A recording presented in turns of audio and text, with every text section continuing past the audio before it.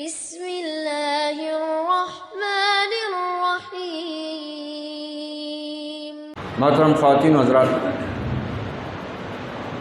جیسا کہ گزشتہ ہفتے ہم یہ سن چکے کہ یہ ذوالحجہ کا مہینہ ہے اور اس کے پہلے عشرے کی کچھ فضیلت قرآن و سنت کی روشنی میں ہمارے سامنے آ چکی ہے۔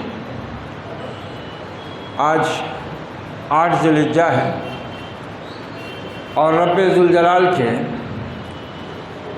خوش قسمت بندے اس پاک سرزمین میں حجاز مقدس میں عرفہ کے میدان میں آج جمع ہیں۔ ان کا آج حج اکبر ہے اور یہ وہ میدان ہے، یہ وہ دن ہے جس کے بارے میں ام المومنین عائشہ صدیقہ نے نبی اکرم صلی اللہ علیہ وسلم کی یہ بشارت سنائی ہے کہ جب یوم عرفہ آتا ہے اللہ ذوالجلال والاکرام فرشتوں کی ایک بڑی جماعت کے ساتھ آسمان دنیا پہ تشریف لاتا ہے اور فرشتوں پر اپنے بندوں کے لیے فخر کرتے ہوئے حجت تمام کرتا ہے۔ کہتا ہے میرے فرشتوں، یہ بندے میرے کس لیے جمع ہیں اور کس چیز کا مطالبہ کر رہے ہیں، کون سی چیز مانگ رہے ہیں؟ فرشتے کہتے ہیں اے مالک الملک، اے رب العرش العظیم، یہ تیری رحمت کے امیدوار ہے، تجھ سے مغفرت کے طلبگار ہے۔ اللہ رب العزت فرماتا ہے کہ پھر تم گواہ رہو قد غفرت لہم، میں نے ان کو بخش دیا۔ اللہ ہمیں بھی ان کی دعاؤں میں شریک فرمائے اور ان کی دعاؤں کو اللہ شرف قبول عطا فرمائے، اور ہمیں بھی کبھی اپنے فضل اور احسان اور کرم کے ساتھ اس پاک سرزمین کی ان مقدس وادیوں میں ہمیں بھی کبھی اللہ ٹھہرنے اور اس کا ذکر کرنے کی توفیق عطا فرمائے۔ محترم حضرات، کل ہمارے پاس 9 ذوالحجہ ہے جس کے روزے کی نبی اکرم صلی اللہ علیہ وسلم نے بڑی فضیلت بیان فرمائی ہے۔ مسلم شریف کی روایت ابو قتادہ راوی، سئل رسول اللہ صلی اللہ علیہ وسلم عن صوم یوم عرفہ، نبی صلی اللہ علیہ وسلم سے عرفہ کے دن کے روزے کے بارے میں پوچھا گیا تو فقال یکفر السنۃ الماضیہ والباقیہ، آپ نے فرمایا کہ یہ گزشتہ اور آنے والے 1 سال یعنی 2 سال کے گناہوں کا کفارہ ہے۔ تو ہمیں چاہیے کہ اس بابرکت عشرے کی جو فضیلت ہم نے سن لی ہے، اس کے اس عظیم دن میں ہم روزے جیسی عبادت کو رکھ کر بھی اپنے گناہوں کی بخشش کا سامان کریں۔ اللہ ہماری عبادات اور روزوں کو، اور جو روزہ ہیں ان کے روزوں کو، اور جو نہیں ہیں ان کو رکھنے کی توفیق عطا فرمائے اور ہماری عبادات کو شرف قبول عطا فرمائے۔ کل یوم عرفہ ہے اور اس کے بعد والا دن ہے 10 ذوالحجہ، یوم النحر، قربانی والا دن، یوم الاضحیٰ، یوم الضحیٰ۔ یہ قربانی کیا ہے؟ اصل میں دین کا جو ادھورا، ناقص، بلکہ یوں کہا جائے تو غلط نہ ہوگا کہ ہمارا اپنا ایجاد کردہ خود ساختہ تصور دین جو ہے، اس میں وہ چیز ختم ہو کر رہ گئی ہے جو دین کی، ایمان کی، عقیدے کی، اسلام کی روح تھی اور ہے، وہ ختم ہو گئی ہے۔ اس کی طرف ہمارے ذہن کبھی جاتے ہی نہیں، اس کی طرف ہمارا دل کبھی متوجہ ہوتا ہی نہیں۔ ہم جس ماحول میں پلے بڑے ہیں، دین کے نام سے ہم جو کچھ سنتے سناتے چلے آئے ہیں، بس اسی ایک محدود دائرے میں ہمارا زندگی کا یہ عرصہ گزرتا ہے، اور وہ بھی بے خیالی اور غفلت کے ساتھ۔ ہم سمجھتے ہیں کہ یہ قربانی حضرت ابراہیم خلیل اللہ، حضرت اسماعیل ذبیح اللہ علیہ السلام کی یادگار ہے، ان کی سنت ہے جس کو رب العزت نے اپنے آخری اور محبوب نبی کی امت میں بھی قیامت تک کے لیے جاری فرما دیا ہے، مگر کیا حقیقت میں یہی قربانی ہے؟ اب ذرا پیچھے چلو، تقریباً 4,500 برس پہلے دنیا انسانیت شرک میں ڈوبی ہوئی ہے، کفر کا اندھیرا چاروں طرف چھایا ہوا ہے۔ ایسے میں ایک مملکت ہے، مملکت بابل، عراق جس کو آج کہتے ہیں، جہاں نمرود کی حکومت، جو لوگوں کا رب ہونے کا دعوے دار ہے، کیونکہ وہ دیوتاؤں کی اولاد ہے۔ یہ حضرت ابراہیم علیہ السلام جس قوم میں پیدا ہوئے، یہ قوم ستارہ پرست، بت پرست اور شمس و قمر کی پوجا کرنے والی تھی، اور جس گھر میں پیدا ہوئے وہ سب سے بڑے پروہت کا گھر تھا، جس کی پوری شان، عزت، شوکت، وجاہت، سلطنت، قوت، طاقت اسی بت پرستی کے دم سے قائم تھی۔ اس میں آپ جنم لیتے ہیں اور ایک سلیم الفطرت، حق پسند، حق شناس انسان کی طرح اپنی قوم، اپنے گھر، اپنے خاندان اور اپنے اطراف کے ماحول پر نگاہ ڈالتے ہیں کہ یہ لوگ اپنی حاجت کے لیے، اپنی مشکل کشائی کے لیے، اپنی عبادت اور بندگی کا جذبہ مکمل کرنے کے لیے کن چیزوں کی عبادت کر رہے ہیں، وہ غور کرتا ہے۔ اس کی فطرت سلیم ہے، وہ اپنے رب کے سامنے وہی قلب سلیم لے کر آیا تھا، محفوظ دل، ایک دم صاف ستھرا، جس فطرت پہ پیدا ہوا تھا اسی فطرت کے مطابق وہ دل محفوظ تھا، صاف تھا۔ اذ جاء ربہ بقلب سلیم، رب کائنات نے خود کہا کہ جب وہ آیا اپنے رب کے پاس قلب سلیم کے ساتھ۔ یہ بہت اہم چیز ہے۔ اللہ کے نبی، اللہ کی رسول، اللہ کی کتاب، اللہ کی وحی انسان کی اسی فطرت کو آواز دیتی ہے، اور جو سلیم الفطرت ہوتے ہیں وہ اس حق کو فوراً پہچان بھی لیتے ہیں اور قبول بھی کر لیتے ہیں۔ یہ ابراہیم علیہ السلام ہیں، آزر کے گھر پیدا ہوئے ہیں، چاروں طرف شرک اور بت پرستی کا ماحول ہے۔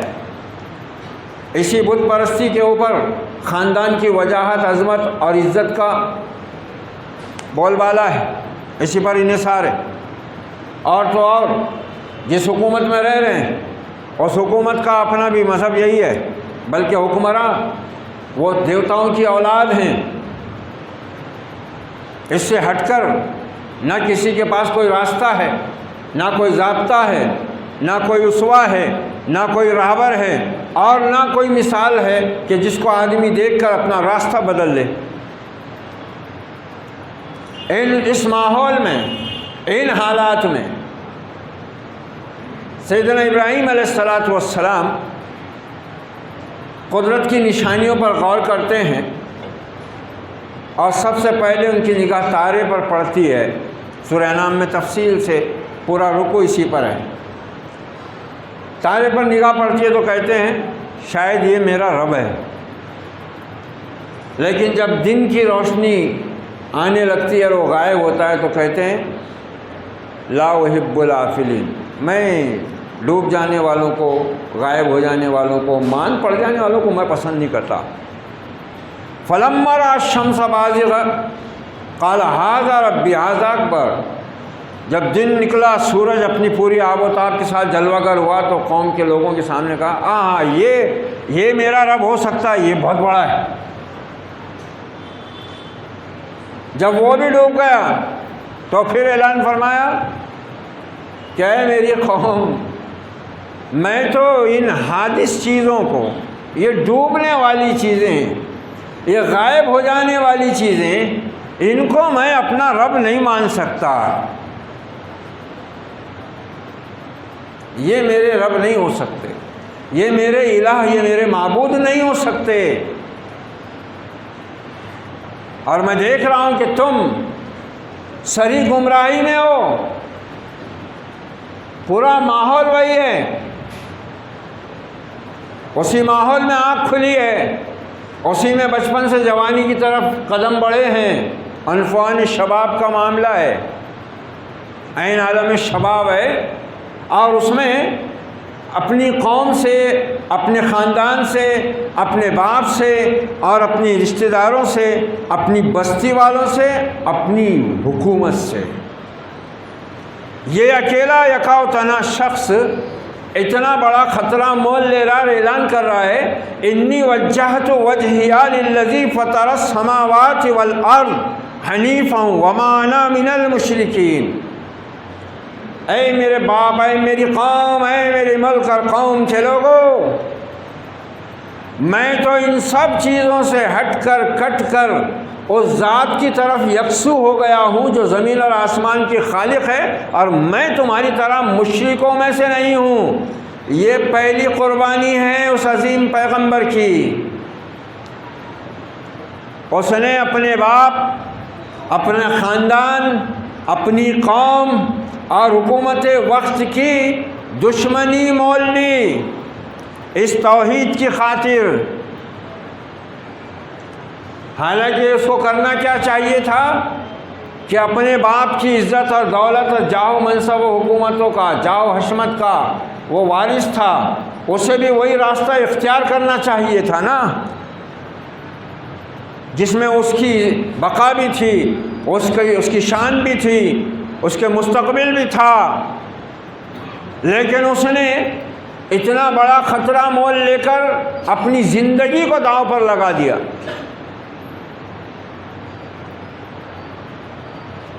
ہماری بس کی بات نہیں ہے، سمجھ بھی جائے تو بہت بڑی بات ہے، کرنے کی تو طاقت ہی نہیں ہے۔ ہم تو وہ ہیں کہ کہہ دیتے ہیں کہ چلو تم ادھر کو، ہوا ہو جدھر کی۔ وقت کے ساتھ بھی چلنا پڑتا ہے، معاشرے کو بھی دیکھنا پڑتا ہے، حالات پر بھی نظر رکھنی پڑتی ہے۔ یہ ہے ہمارا، اور افسوس کہ ہر سال قربانی منانے والے اس بات کو بھول جاتے ہیں کہ یہ قربانی تو آخری تھی جب بیٹے کی جگہ مینڈا لا کر ذبح کرنے کا حکم دیا گیا تھا، اور یہ ساری قربانیاں ہماری نظروں سے اوجھل ہیں، ہم سننا بھی نہیں چاہتے اور سنانے والے سنانا بھی نہیں چاہتے۔ ان کو معلوم ہے کہ وہ ماحول ہی نہیں ہے، لوگ ان چیزوں کو پسند ہی نہیں کرتے۔ ان کو تو سنا دو کہ قربانی کا جانور موٹا تازہ ہونا، خوبصورت ہونا، تندرست ہونا، بڑا ہونا، ہر عیب سے پاک ہونا، اور پھر اس کے اندر جتنے روئے ہیں اسے ایک ایک روئے کے بدلے نیکی ملے گی، اتنے گناہ بخشے جائیں گے۔ بلکہ فیک نیوز بھی بہت چلتی ہے، یہ تو پھیکوؤں کا ہی دیش ہے، ایک سے ایک ماسٹر ہے، پھیکو ماسٹر۔ یہاں تو مسلمانوں میں کیا، غیروں میں کیا، پھیک میں تو بہت ماہر ہیں سب۔ اس میں یہ بھی پھیک چلتی ہے کہ قربانی کے جانور کے اوپر سوار ہو کر آدمی پل صراط پہ سے گزرے گا، پتہ نہیں کس نے بیان کیا۔ اب ایک آدمی 70-80 سال جیا اور بالغ ہونے کے بعد، سمجھ لو استطاعت ہونے کے بعد، اس نے 40-45 سال قربانی دی، تو 45 جانوروں پہ کیسا بیٹھیں گا؟ 45 جانوروں کے اوپر کیسا بیٹھیں گا؟ پھر اس میں چھوٹے بڑے جانور ہوں گے تو ادھر اس پہ پاؤں رکھیں گا، ادھر ٹانگ رکھیں گا۔ بکری کبھی ذبح کراؤں گا تو بکری کے اوپر پنجہ رکھیں گا، کبھی بیل کراؤں گا تو اس کے اوپر پھر گھٹنا رکھیں گا۔ کیسے جائیں گا؟ بس یہ ہونا ہم کو۔ اور پھر کیا ہونا؟ وہ واقعہ کہ ابراہیم علیہ السلام نے آنکھ پہ پٹی باندھی، بیٹے کو اوندا لٹایا کہ کہیں، اب آنکھ پہ پٹی باندھے بعد آپ نے اوندا کیوں لٹایا؟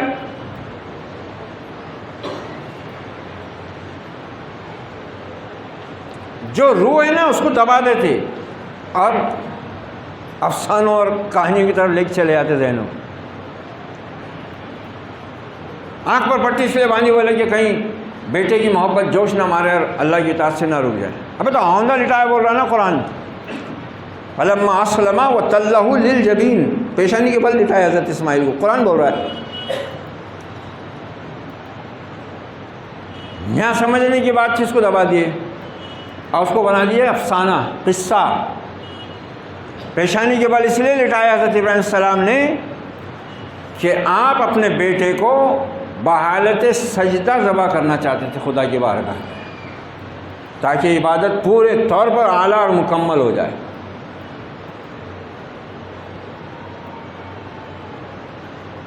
مگر یہ ختم کر دیے، اور یہاں لائے کیا افسانہ، 70 بار چھری تیز کرے، 70 بار چلائے، حضرت اسماعیل کی گردن پیتل کی ہو گئی تھی، وہ چلی نہیں، آخر میں پھر اللہ نے حکم دیا کہ اس کو ہٹاؤ اور یہ میڈا ذبح کرو۔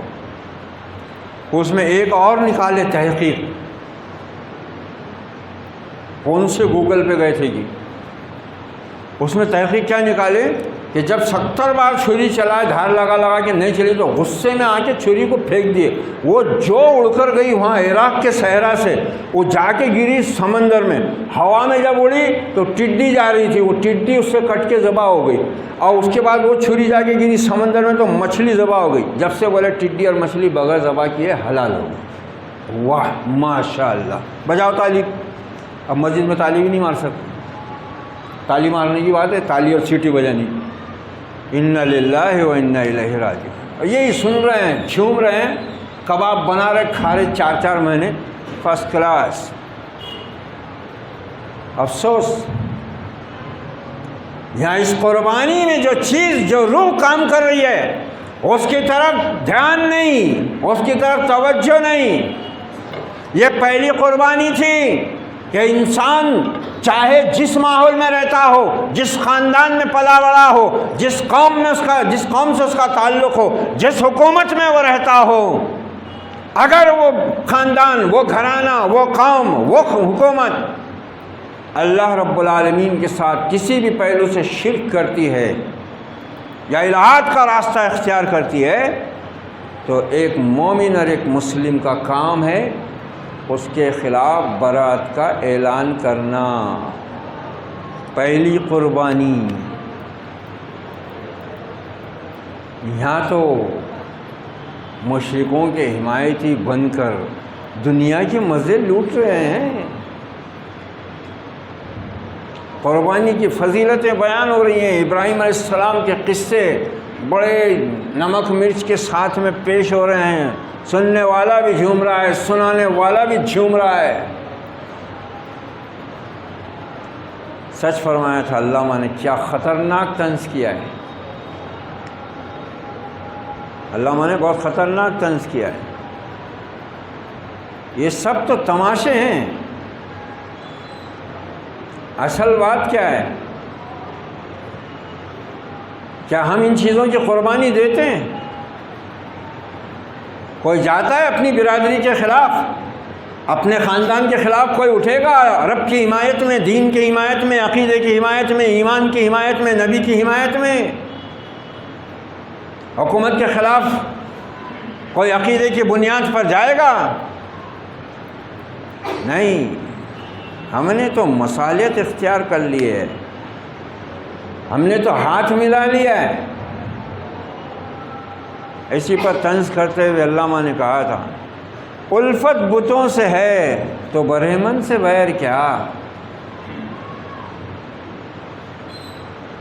الفت بتوں سے ہے تو برہمن سے بیر کیا،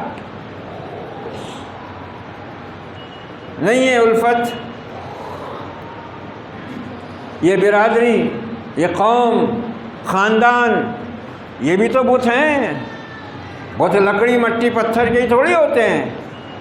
انسان کا اپنا نفس بھی اگر اس کا معبود بن جائے، جیسے قرآن نے کہا ہے، کیا تو نے دیکھا اس شخص کو جس نے اپنے نفس کو اپنا معبود بنا لیا ہے؟ انسان اپنے آپ کی بھی بندگی کرنے لگ جاتا ہے۔ برادری بت ہے، اور آج تو جماعتیں اور مسلک بھی بت بنے ہوئے ہیں، جماعتیں بھی بت ہیں۔ اسی کو دیکھ کر شاید علامہ نے کہا تھا، اگرچہ بت ہیں جماعت کی آستینوں میں، مجھے ہے حکم اذاں لا الہ الا اللہ۔ اتنا آسان نہیں ہے، توحید اتنی سستی اور اتنی آسان چیز نہیں ہے، چند چیزوں کا ذکر کر کے اس سے بچ گئے تو موحد ہو گئے، نہیں۔ توحید دنیا کی سب سے بڑی اور سب سے خطرناک چیز ہے، دنیا کا سب سے خطرے کا کام ہی یہ ہے، توحید کا اقرار اور شرک کا انکار۔ ایک اکیلا شخص اپنے گھر، اپنے خاندان، اپنی قوم، اپنے حکومت وقت کو اپنا دشمن بنا بیٹھتا ہے.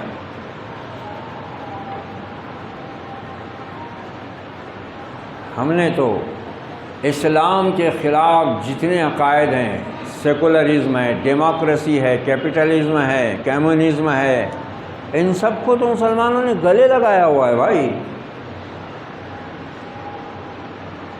آپشن ہے ان کے پاس. یہ چاہتے ہیں کہ دنیا بھی ہاتھ سے نہ جائے اور دین کا نام بھی ہمارے ساتھ جڑا رہے. نہیں ہو سکتا ایسا.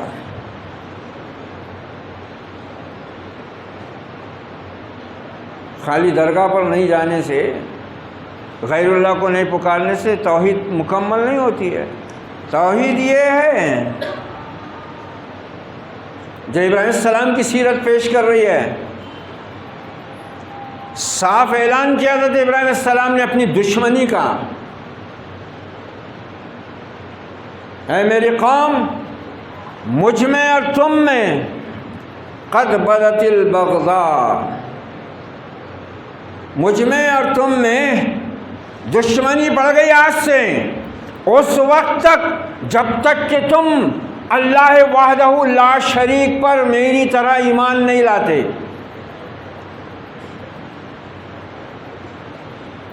ادھر اللہ وحدہ لا شریک پر ایمان کا دعویٰ بھی ہے، ادھر ووٹ کس کو دے رہا ہے،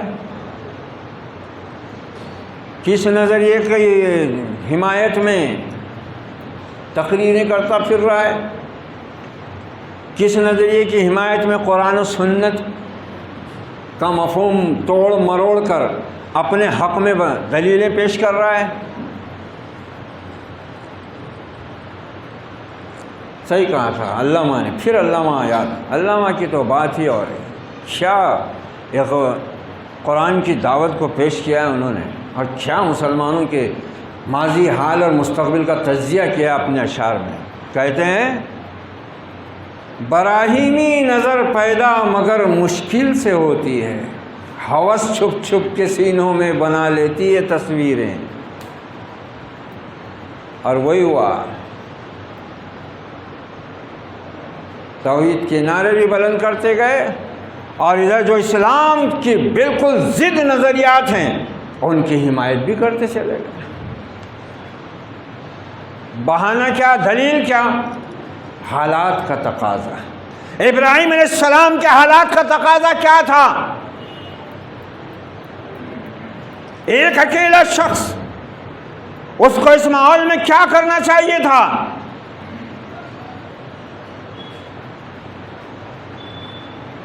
کیا کرنا چاہیے تھا حضرت ابراہیم علیہ السلام؟ وہ بھی عین عمر کے اس حصے میں جب انسان زندگی کے سنہرے خواب دیکھتا رہتا ہے. عنفوان شباب، جوانی کا آغاز وہاں سے شروع ہو رہی ہے. یہ پہلی قربانی تھی. یہ نہیں کہا انہوں نے، یہ نہیں کیا انہوں نے کہ باپ دادا جس راستے پر چل رہے ہیں اس پر میں بھی چلوں گا، مجبور ہوں. نہیں، یہ قربانی دینے کو کوئی تیار نہیں ہے. سب کی اپنی مجبوریاں ہیں، بیڑیاں پڑی ہوئی ہیں پاؤں میں، کسی کے پاؤں میں خاندان کی، کسی کے پاؤں میں برادری کی، کسی کے ہاتھ میں جماعت کی، کسی کے منہ میں مسلک کی. سب بند ہے، پورا قید. اللہ کے لیے، اس کے دین کے لیے، اپنے ایمان، اپنے عقیدے کے لیے جینا اور مرنا، یہی تو قربانی ہے، یہی اسلام ہے، یہی ایمان ہے، یہی توحید ہے. قل ان صلاتی و نسکی و محیای و مماتی للہ رب العالمین. کہہ دو، صاف اعلان کرو، میری نماز، میری قربانی، میرا جینا، میرا مرنا سب اللہ کے لیے ہے. ہم کس کے لیے جی اور مر رہے ہیں بھائی؟ ذرا جائزہ تو لو اپنی زندگیوں کا. یہ آیت پڑھی جاتی ہے، قربانی کے وقت پڑھنا مسنون کہتے ہیں اہل علم. اس آیت مکمل توحید کی سب سے بڑی آیت ہے یہ. اس میں پورا انسانی زندگی کے نظام کو سمیٹ لیا اس میں 4 باتیں بول کر. قل ان صلاتی و نسکی و محیایا و مماتی للہ رب العالمین. میری نماز میری قربانی، کیونکہ مشرک عبادت بھی غیر اللہ کی کرتے تھے اور قربانی بھی غیر اللہ کے نام پر کرتے تھے. اللہ کو رب تو مانتے تھے لیکن الوہیت میں دوسروں کو شریک ٹھہراتے تھے. ان دو چیزوں کا ذکر کر کے ان کا رد کر دیا کہ جو اللہ کو اپنا رب مانتا ہے نا تو اسی کو اللہ کو معبود بھی ماننا چاہیے.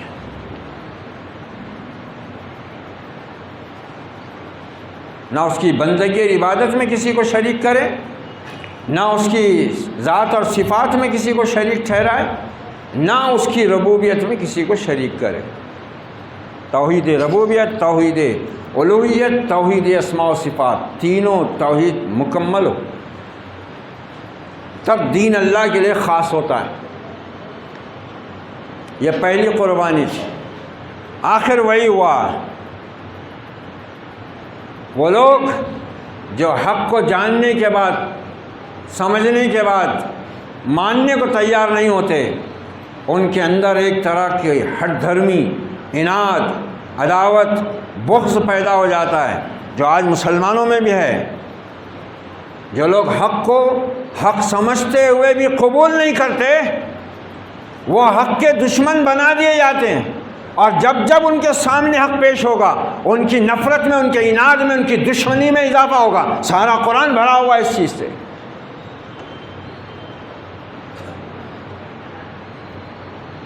ہر نبی نے شکایت کی اپنے رب سے کہ اے میرے رب، حضرت نوح پکارتے ہیں اے میرے رب میں نے ان کو جتنا جتنا تیری طرف بلایا ان کا نفور، ان کی نفرت، ان کی دشمنی بڑھتی چلی جا رہی.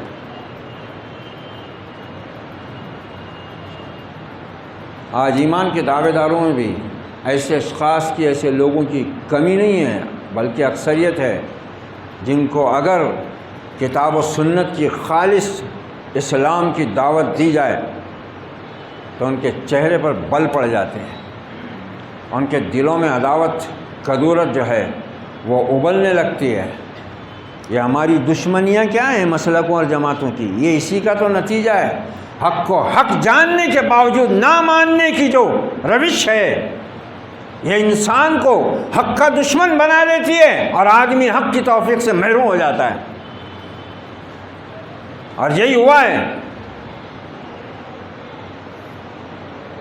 ہم کو کفر، الحاد کا خادم بنا کر رکھ دیا گیا. نماز تو پڑھ رہے ہیں، جانور ایک سے ایک لے کر قربانی دے رہے ہیں، لیکن حقیقت یہ ہے کہ ہوس نے ہمارے اندر بت خانہ بنا دیا ہے. اور جو شعر میں نے پچھلے بھی کہا تھا کہ میں جو سر بسجدہ ہوا کبھی تو زمین سے آنے لگی صدا. تیرا دل تو ہے صنم آشنا، تجھے کیا ملے گا نماز میں؟ کیونکہ نماز ہو یا قربانی، دین ہو یا عقیدہ، ایمان ہو یا عمل، ان سب کو اللہ کے لیے خاص کر دینا پڑتا ہے. میرا جینا، میرا مرنا، سب کچھ اللہ رب العالمین کے لیے. اور وہ بھی کیسا؟ خالی الفاظ بول دیے تو ہو گیا؟ نہیں. قل ان صلاتی و نسکی و محیایا و مماتی للہ رب العالمین لا شریک لہ وبذالک امرت وانا اول المسلمین. کہو میری نماز، میری قربانی، میرا جینا، میرا مرنا اس پروردگار عالم کے لیے ہے جس کا کوئی شریک نہیں، کوئی شریک نہیں. خالی درگاہ کے قبریں ہی نہیں، حاکم وہی، قانون ساز وہی، قانون بنانے کا اختیار اسی کا ہے. یہ اگر اختیار بھی کسی کو دیا جاتا ہے شرک ہے. دلیلیں، بہانے، منطق کے کچھ بھی نکال لو، منطق آ گئی ان کو، علم آ گیا ان کے پاس. دلیل ہے، دلیل کیا دلیل ہے؟ غیر الہی نظام، غیر اسلامی نظام میں رہنے کی اجازت تو ہے دین اور ایمان پر قائم رہتے ہوئے، لیکن اس کا حصہ بننے، اس کا خادم بننے کی تو اجازت نہیں ہے۔ حبشہ میں مسلمان گئے مکے والوں کے ظلم سے پریشان ہو کر نبی کے حکم سے، تو وہاں نجاشی کی عادلانہ حکومت تھی، اس لیے آپ نے وہاں بھیجے، مر کیا وہاں مسلمانوں نے پہنچ کر نجاشی کی بادشاہت کو سپورٹ دیا، اس کو مضبوط کرنے کے لیے انہوں نے کوئی پارٹی بنائی، اس کو خوش کرنے کے لیے انہوں نے اس کے کچھ بنائے ہوئے قانون کو اپنایا۔ متاع دین و دانش لٹ گئی اللہ والوں کی، یہ کس کافر ردا کا غمزہ خونریز ہے ساقی۔ کیا توحید ہے؟ توحید کیا ہے؟ خالی عرس میں نہیں جانا، درگاہ پہ نہیں جانا توحید ہے؟ یہ ہے توحید، یہ ہے پہلی قربانی اس جلیل القدر نبی کی، جس کو اللہ نے اپنا خلیل بھی قرار دیا اور جس کو وفاداری کا سرٹیفکیٹ عطا کیا، ابراہیم الذی وفا، ابراہیم ہمارا وفادار بندہ۔ ایسی سرٹیفکیٹ نہیں دیتا ہے پروردگار کسی کو۔ یہ پہلی قربانی، نہ باپ کی دولت کی پرواہ کی، نہ اپنے مستقبل کی پرواہ کی، عین عالم شباب میں اپنے باپ کو، اپنی قوم کو، اپنی برادری کو، اپنے رشتہ داروں کو، اپنی قوم اور اپنے ملک کی حکومت کو اپنا دشمن بنا کر کھڑے ہو گئے، اور پھر وہی ہوا جو ہوتا آیا ہے، آگ جلائی گئی۔ مشرکوں کے پاس کل بھی دلیل نہیں تھی، آج بھی نہیں ہے اور قیامت تک کے لیے نہیں ہے۔ ان کے پاس صرف چند جھانسے ہیں جس کی وجہ سے وہ لوگوں کو پھانس کر رکھتے ہیں، اور یہی آج کل ہماری بھی امت کا وتیرہ بنا ہوا ہے۔ ہماری بھی یہ جماعتیں، ادارے، یہ کیا ہیں؟ امت کا شیرازہ بکھر گیا ہوا ہے۔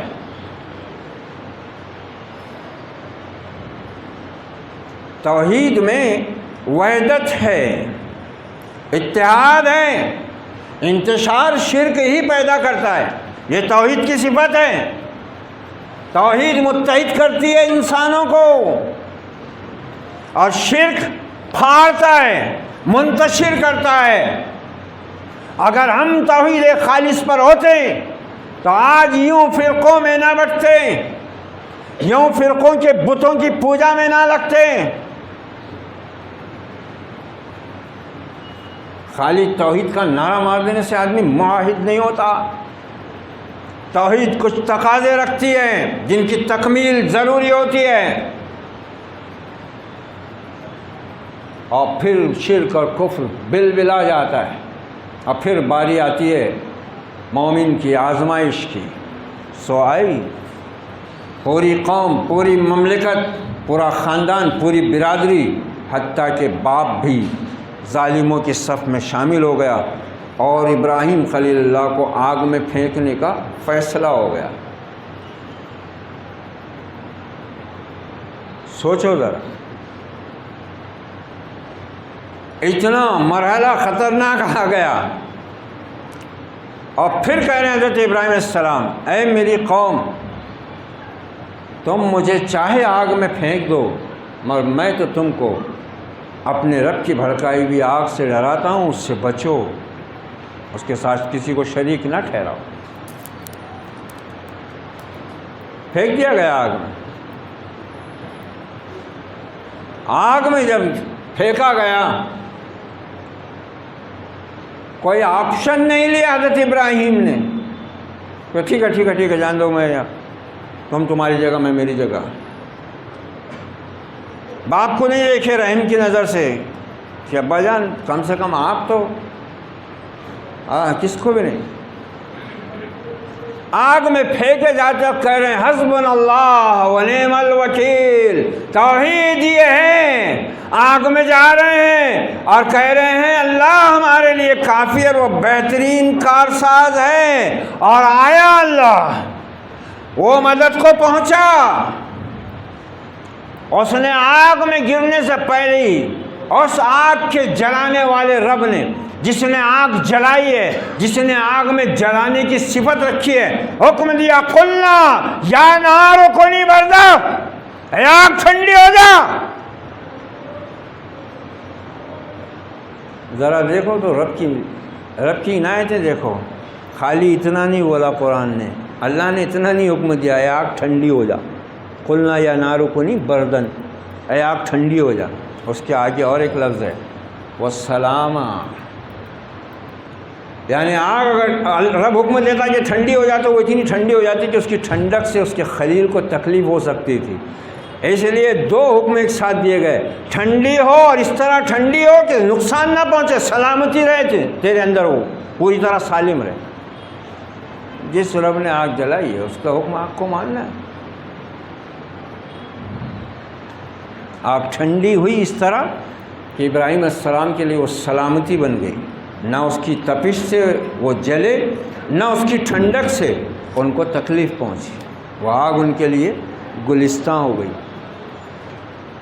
آج بھی ہو جو براہیم سا ایماں پیدا، آگ کر سکتی ہے انداز گلستاں پیدا۔ رب پہ بھروسہ کیا، آگ میں جھونکے گئے، یہ دوسری قربانی تھی اس عظیم اور جلیل القدر نبی کی۔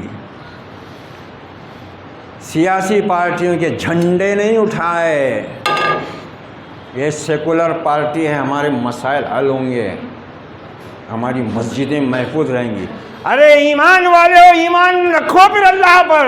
اور ایمان کیا ہے، اسلام کیا ہے؟ کہا اذ قال له ربه اسلم، جب اللہ نے اپنے پیغمبر ابراہیم علیہ السلام سے کہا اسلم، مسلمان ہو، مسلم ہو، حوالے ہو، اسلام لا، قال اسلمت لرب العالمین، ابراہیم علیہ السلام نے کہا میں پروردگار تیرا فرما بردار ہوا۔ حضرت نوح نے یہ نعرہ لگایا وَأُمِرْتُ أَنْ أَكُونَ مِنَ الْمُسْلِمِينَ، مجھے تو حکم دیا گیا ہے کہ میں فرما برداروں میں سے ہو جاؤں۔ حضرت ابراہیم نے یہی نعرہ لگایا، حضرت یعقوب نے اپنی اولاد کو یہی وصیت کی فَلَا تَمُوتُنَّ إِلَّا وَأَنْتُمْ مُسْلِمُونَ، تم کو موت آنی چاہیے تو اسلام پر آنی چاہیے، مسلم ہونے کی حالت میں ہونی چاہیے۔ حضرت یوسف نے دعا مانگی تو یہی کہا توفنی مسلمہ، اے رب مجھ کو دنیا سے اٹھا اس حال میں کہ میں مسلم ہوں، تیرا فرما بردار ہوں۔ حضرت موسیٰ نے اپنی قوم سے کہا فَعَلَيْهِ تَوَكَّلُوا إِن كُنتُم مُّسْلِمِينَ، اے میری قوم اگر مسلمان ہو، مسلم ہو تو صرف اللہ ہی پر بھروسہ کرو، صرف اللہ ہی پر بھروسہ کرو۔ حضرت ابن مریم کے حواریوں نے بھی یہی کہا وَشَهِدْ بِأَنَّنَا مسلمون، گواہ رہو کہ ہم فرما برداروں میں سے ہیں۔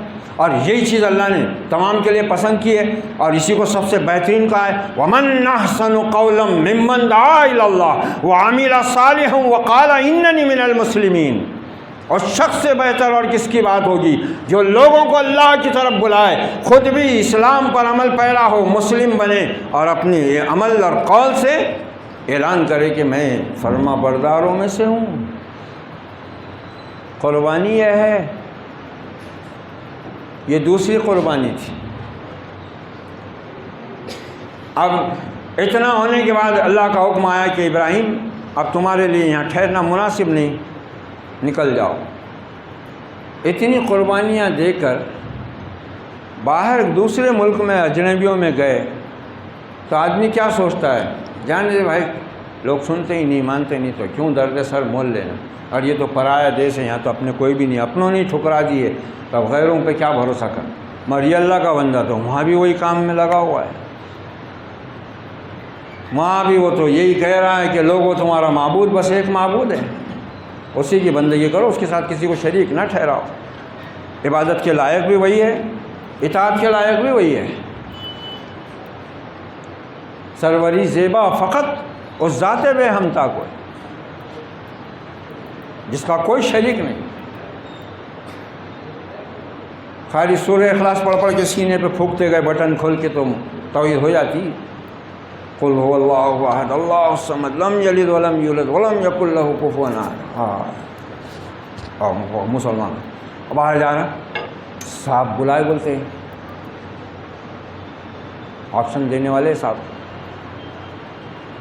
فیروز سیٹھ بھی آ رہے بولتے ادھر سے، فیروز سیٹھ کو ٹکٹ ملنے والا ہے، چلو آگے بڑھو ہم تمہارے ساتھ ہیں۔ تو پھر اللہ کس کے ساتھ؟ اللہ کس کے ساتھ ہے پھر؟ اور تم کس کے ساتھ ہو؟ بھروسہ تمہارا کس پر ہے؟ اور رب کیا کہہ رہا ہے کہ ایمان والے ہو تو تم کو اللہ ہی پہ بھروسہ کرنا چاہیے نا۔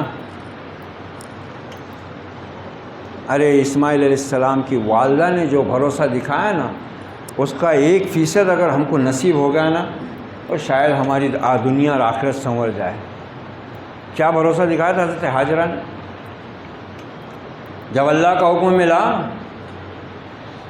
اس وفادار بندے کو، یہ بڑھاپے میں عطا کی ہوئی اولاد کو اور اپنی بیوی کو بے آب و گیا وادی میں جہاں ہم تجھے رہنمائی کریں گے وہاں چھوڑ دے اور چھوڑ کے پلٹ جا۔ وہ مکہ وادی غیر ذی زرع،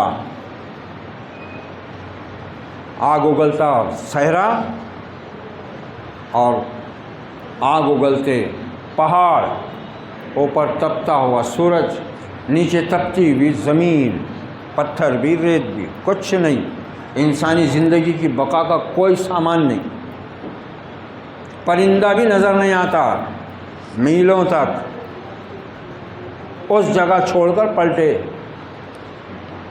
حضرت ہاجرہ دوڑ رہی ہیں پیچھے پیچھے شوہر کے، کہا وہ اسماعیل یہاں کوئی نظر نہیں آتا، لق و دق صحرا ہے، پتھر کے ننگے پہاڑ ہیں، کوئی سایہ دار درخت تک نظر نہیں آتا، یہاں مجھ کو اور میرے دودھ پیتے اس چھوٹے معصوم بچے کو تم کہاں چھوڑے جا رہے ہو؟ کیوں چھوڑے جا رہے ہو؟ ماں تھی، بیوی تھی، انسان تھی، خیال آیا اس کو،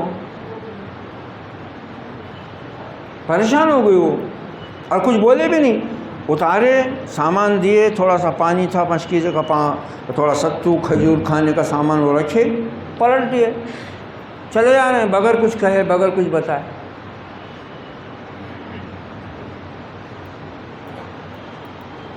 تو پھر حضرت ہاجرہ پریشان ہوئی، کہا کیا بات؟ دوڑی پیچھے، کہا وہ اسماعیل کیوں چھوڑے جا رہے ہو؟ ایک مرتبہ، دو مرتبہ، مگر ایک عظیم جلیل القدر وفادار بندے کی زوجہ، ایک ہونے والے عظیم ذبیح اللہ کی والدہ، اس عورت کا کیا کہنا؟ وہ نیٹ سیٹ تو پاس تھی نہیں، اس کے پاس میں وہ سینس، وہ قابلیت، وہ جینیس پن تو تھا نہیں اس کے اندر، وہ تو ایک وفات شعار بندی تھی بس اللہ کی، اپنے شوہر کی۔ رک گئی، اس کے قدم رک گئے، اس نے سوچا کہ میرا یہ شوہر تو اللہ کا نبی ہے اور یہ اس کے حکم کے بغیر تو کچھ کریں گے نہیں، ایک دم قدم روک کر پھر کہا ابو اسماعیل کیا اللہ کا حکم ہے؟ بغیر پلٹے جواب ملتا ہے ہاں،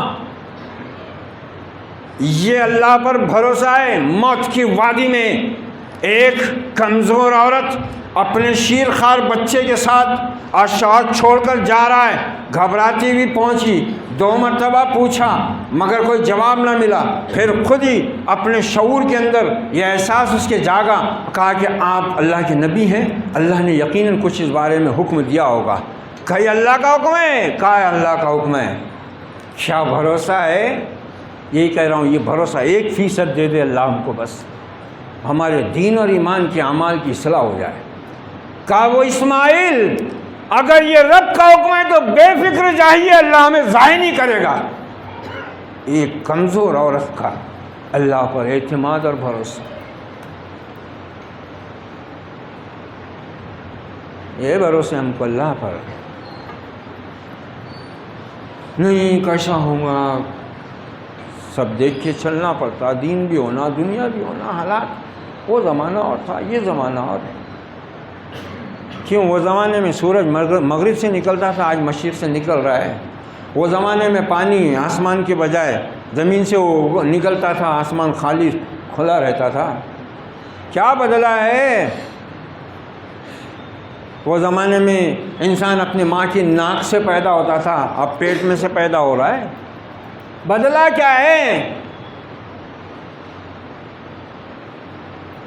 ایئر کنڈیشن بنا لیا، گھر بنا لیا، موٹر گاڑی دوڑ رہی ہے، ہوائی جہاز اڑ رہا ہے، تو سمجھ رہا ہے کہ زمانہ ہی بدل گیا. کچھ نہیں بدلا ہے.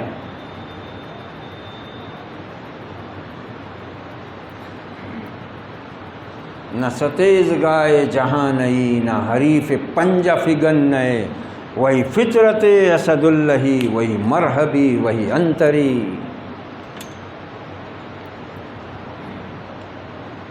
یہ تیسری قربانی تھی جو ہجرت کے بعد غریب الدیار ہو کر دیش دیش کی خاک چھانتے ہوئے بھی انجام دیتے رہے توحید کا فریضہ. کبھی شام میں، کبھی مصر میں، کبھی فلسطین میں، کبھی حجاز کی وادی غیر ذی زرع میں.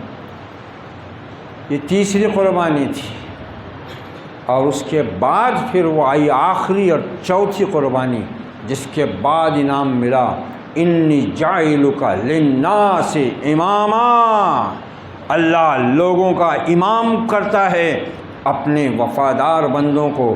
ان کو غیروں کی غلامی میں نہیں ڈالتا، ان کو مشرک، ملحد، کافروں کی غلامی میں مبتلا نہیں کرتا، بلکہ وہ تو ان کو دنیا کا امام بناتا ہے. یہ قربانی کے اس سبق کو بھی، اسی جلیل القدر نبی کے اس سبق کو بھی ذہن میں رکھنا ہے.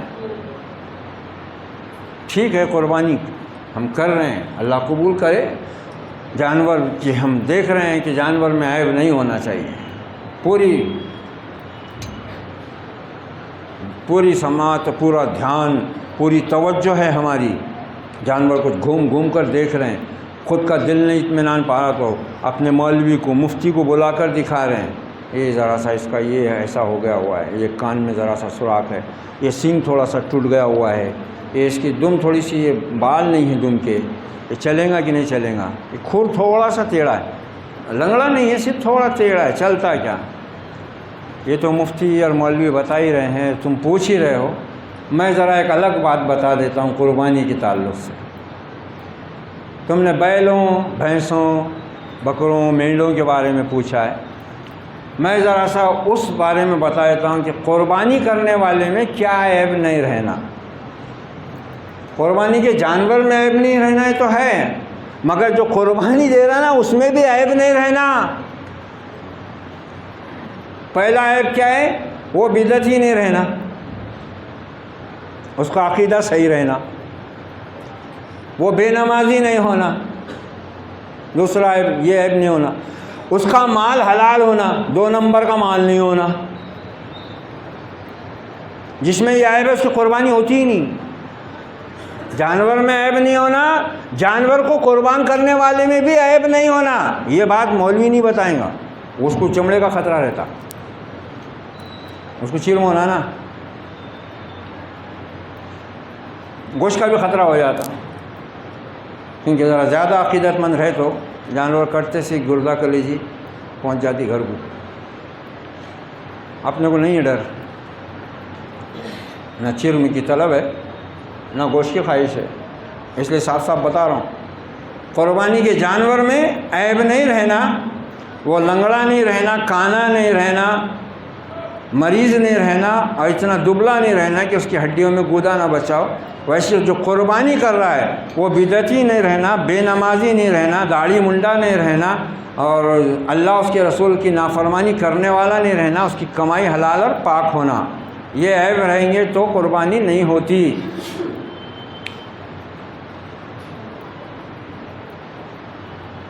یہ ہے قربانی. اس طرف بھی ہم دھیان دیں. یہ چوتھی قربانی تھی سیدنا ابراہیم السلام کی زندگی کی آزمائشوں اور ابتلا کی، جس میں آپ کے رب نے آزمایا تھا. وَإِذِ ابْتَلَىٰ إِبْرَاهِيمَ رَبُّهُ بِكَلِمَاتٍ فَأَتَمَّهُنَّ. اللہ تعالیٰ آزمائش تو کرتا ہے ایمان والوں کی، لیکن ساتھ نہیں چھوڑتا، بشرطے کہ ایمان والے بھی رب کا ساتھ نہ چھوڑیں اور ہر حال میں اسی پر بھروسہ کریں. اللہ ہمیں قربانی کی شروع سے آشنا ہونے کی توفیق بخشے. جذبہ ابراہیمی اور جذبہ اسماعیلی کے اس روح سے ہمیں اپنی اطاعت و بندگی میں قوت حاصل کرنے کی توفیق عطا فرمائے.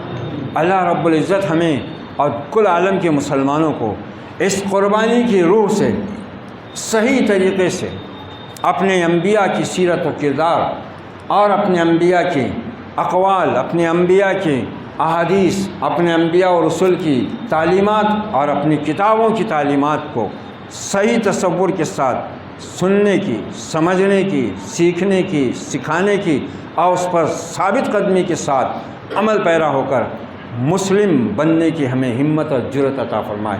اقول قولی ھذا واستغفر اللہ لی ولکم ولسائر المسلمین فاستغفروہ انہ هو التواب الرحیم ورب کریم وصلی اللہ علی النبی وعلی آلہ واصحابہ اجمعین والعاقبۃ للمتقین والسلام علیکم ورحمۃ اللہ وبرکاتہ۔